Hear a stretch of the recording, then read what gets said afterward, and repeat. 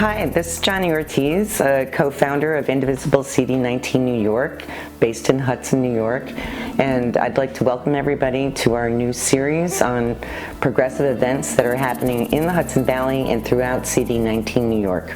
On this episode and the next series of episodes, we'll be going to focus on the immigration crisis and what the Trump administration is doing to make it much worse.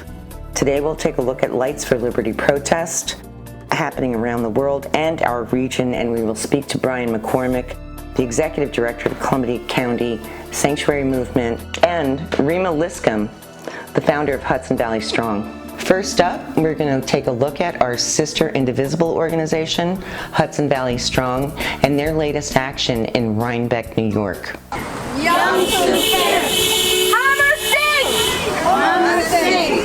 My name is Rimi Lipscum. I am the founder of Hudson Valley Strong, and we are here today to protest and to stand in a vigil to protest what's going on at our borders. It's inhuman what they're doing to the children. The children are dying. The adults are dying at our borders. In the United States, this is happening. We've got to change this. We've got to change this administration.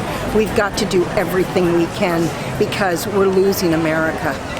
We are here together to bear witness to what is going on in our nation today. History is judging us. The world is watching us. Separating children from their parents is a sin. Yes. And treating children this way is a crime. Yes. And we must end that today. Yes. But it is up to us. All good people need to stand up and to that man in the White House in that office. We are an Indivisible group. If you'd like to join an Indivisible group, go onto the internet, type in Indivisible. You can put in your zip code, and there's an Indivisible group in every county and every town across this nation. Our next segment is with Brian MacCormack, the Executive Director of the Columbia County Sanctuary Movement, who garnered national attention for successfully challenging ICE agents who were trying to arrest quote-unquote illegals that were in his car.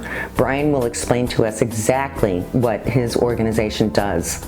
Columbia County Sanctuary Movement is part of a broader movement for immigrants' rights in this country. We're part of the New York Immigration Coalition. We're part of the Green Light Coalition, which recently won equal access to driver's licenses for undocumented New Yorkers. The majority of people who are undocumented in our country came here through legal means. What many people don't understand is that somebody can have status one day and not have status the other day.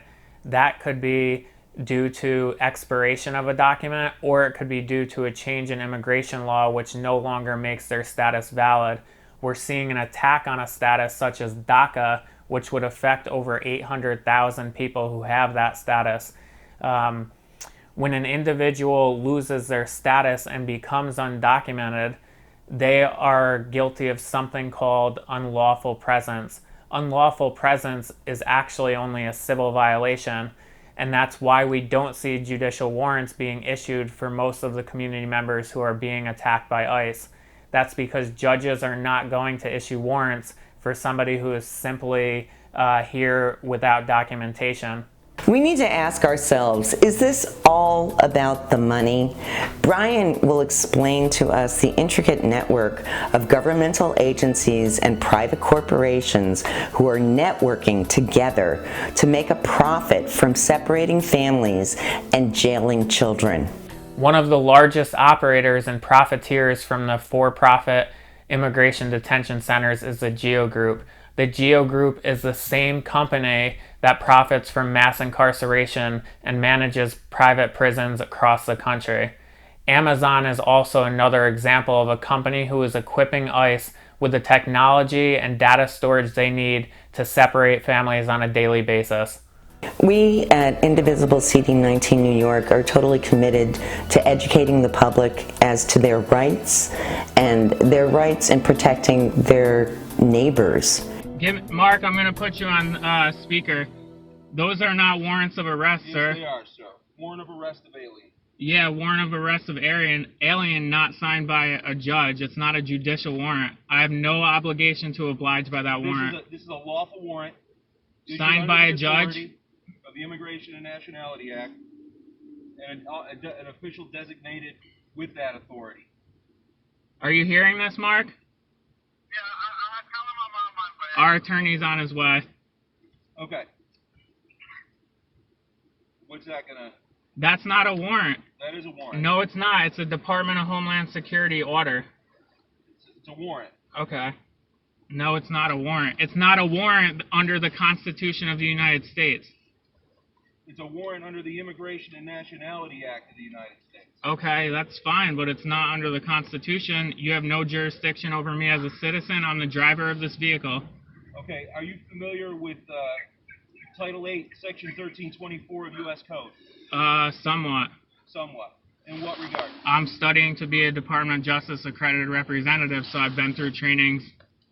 Okay. And I have copies of actually in this box right here, I have a copy of a real warrant and a copy of that, just so people know not to listen to that. Okay. So you're aware of the statutes governing transporting and harboring illegal aliens in the United States? I am. Okay.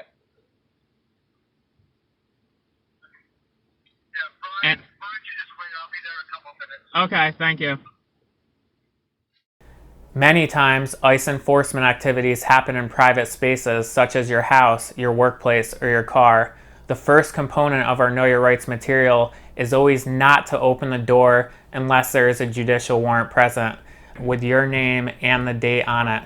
You have the right to remain silent. You do not have to answer any questions that an agent asks about you, about your loved ones, or anyone they report to be at the house or on the premise that you are at. On the video that you saw of me with community members in my car, I refused to open the door because the ICE agent did not provide me with a judicial warrant.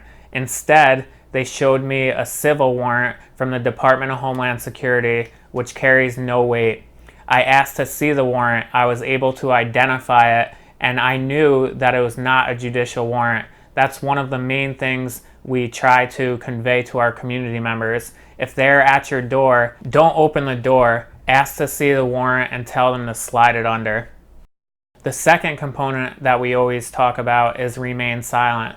You do not have to answer any questions that an agent asks you, regardless of if it's about you or your family. If they call your name in public, do not pay attention, just keep on walking. Another component is do not sign anything. This happens a lot after a raid or when a person is detained. Never sign a piece of paper from the government unless you have an attorney present. We always encourage our community members, as they did in order to produce the video you may have seen me in, record everything you are witness to, including if the action is targeting you or your family. Also note that if you're the driver of a vehicle, keep your door locked, keep your window up if pulled over. You may have to provide form of identification and answer questions, but your passengers do not. It's also important to know that Hudson is one of the few sanctuary cities in CD19. What that means is that the Hudson Police Department can only collaborate with ICE in very few situations where there are serious crimes or a judicial warrant is present. Information is power, and we want to thank Brian and his organization for all the work they're doing in our community. Please check out the next segment to see how you can get involved. We have power, we have the ability to organize, and together we are stronger. So call CCSM at 518-303-3848 and we can work together to fight back. If our collective consciousness can look away from a situation like this, who's next? Who will be kept in the same conditions, in cages, without food, without water, unsanitary conditions, children sleeping in cages on the floor like animals? We must do something to stop this. You can reach out to us online on our Facebook page or at our website, www.sanctuarycolumbiacounty.org. You can call us at 518-303-3848. And if you want to help sustain our movement while you're visiting our website, go to the donation tab and make a donation today. Thanks for watching, and you can subscribe to our YouTube channel to stay current on the progressive actions that are taking place in the Hudson Valley and CD19.